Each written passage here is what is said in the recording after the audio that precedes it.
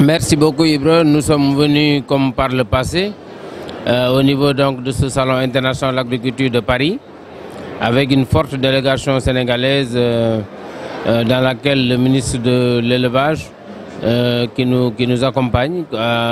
Nous organisons, comme vous le savez, en compagnie de l'Union des chambres de commerce, le président Serigne Boubela, ce salon qui est d'une importance capitale pour le pays. Il faut d'abord dire que ce salon intervient, disons que moins d'un mois après le sommet de Dakar 2, qui a regroupé 34 pays africains, qui avait comme mission de présenter à la BAD et à ses partenaires les différents compacts pour que l'Afrique nourrisse l'Afrique.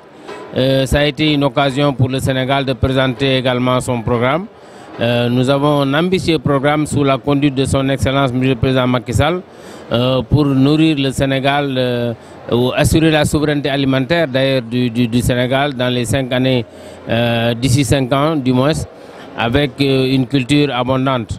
Ce sommet a été une occasion pour le président de la BAD et de ses partenaires de s'engager pour un montant de 30 milliards de dollars. Et au niveau de la BAD qui s'est engagé pour 10 milliards de dollars, 1 milliard d'euros a été pris comme engagement pour le Sénégal, ce qui est extrêmement important. Nous sommes venus ici avec des partenaires, nous sommes venus ici avec des privés, entrepreneurs, producteurs qui cherchent également des partenaires pour améliorer leur production, pour augmenter leur production et également envisager de la transformation et conquérir après le marché sénégalais, le marché européen. Et certainement, ce sera des moments pour ces producteurs sénégalais de rencontrer dans le cadre de B2B des partenaires français ou européens de façon générale. Et cette dynamique-là nous permettra, en tout cas dans les années à venir, de consolider ce qu'on a déjà fait pour l'agriculture et pourquoi pas assurer notre souveraineté.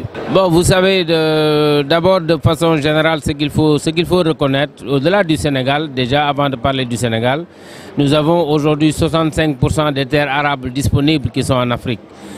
Malgré cela, nous avons ce contraste-là, donc nous avons des terres. On n'a aucun doute là-dessus, tout le monde est d'accord que nous avons des terres. Nous avons également de l'eau au Sénégal, malgré l'impression que cela donne. Nous avons aujourd'hui beaucoup d'eau que nous n'utilisons pas.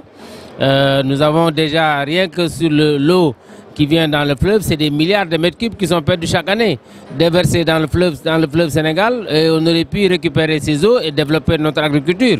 C'est pourquoi d'ailleurs certains projets tels le Préferlo s'inscrivent dans ça, parce qu'aujourd'hui nous allons capter une partie de ces eaux pour pratiquement irriguer de Keur-Momar-Sarr jusqu'à Ranérou-Ferlo. Ça, c'est un projet déjà pour lequel, pour la première phase, notamment les 68 premiers kilomètres, nous avons déjà le financement et nous allons le faire. Ça nous permettra également d'avoir des terres irrigables. Ça, c'est d'abord la première chose. Même la deuxième chose, c'est vrai, nous sommes en train de parler de conditions climatiques, mais vous savez, au Sénégal, l'année dernière, il a beaucoup plu.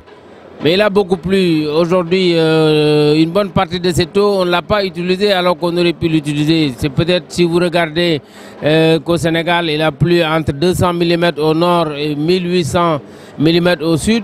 Si vous faites une moyenne, ça veut dire qu'au Sénégal, c'est des milliards de mètres cubes également reçus de la pluie, mais malheureusement, l'utilisation n'a peut-être pas été optimisée.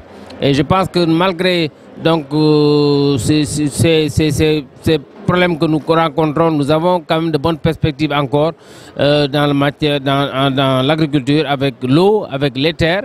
Et même, j'ai parlé de la pluie, j'ai parlé de l'eau du fleuve, mais également les eaux souterraines sont également disponibles au Sénégal et malheureusement sous-utilisées pour le secteur agricole. Je pense que nous avons déjà à ce niveau vraiment avec l'eau, avec le soleil, avec la terre, de beaux jours devant nous pour l'agriculture et l'élevage dans son ensemble. Maintenant, nous parlons de Préferlo, c'est-à-dire qu'aujourd'hui, nous envisageons d'abord, dans une première phase, d'amener l'eau de façon gravitaire de Keur-Momar-Sarr jusqu'à Mboula. Ceci nous permettra déjà d'accéder à des terres sur pratiquement donc 2 régions. C'est la région de Saint-Louis d'une part, la région de Louga d'autre part, pour pouvoir aménager toutes les terres. Et ensuite, à partir de Mboula, on va faire également avec une conduite forcée, on va amener l'eau jusqu'à Linguère et plus tard jusqu'à Ranérou. Ça, c'est un projet qui est déjà lancé au Sénégal et dont déjà la première phase a déjà obtenu le financement.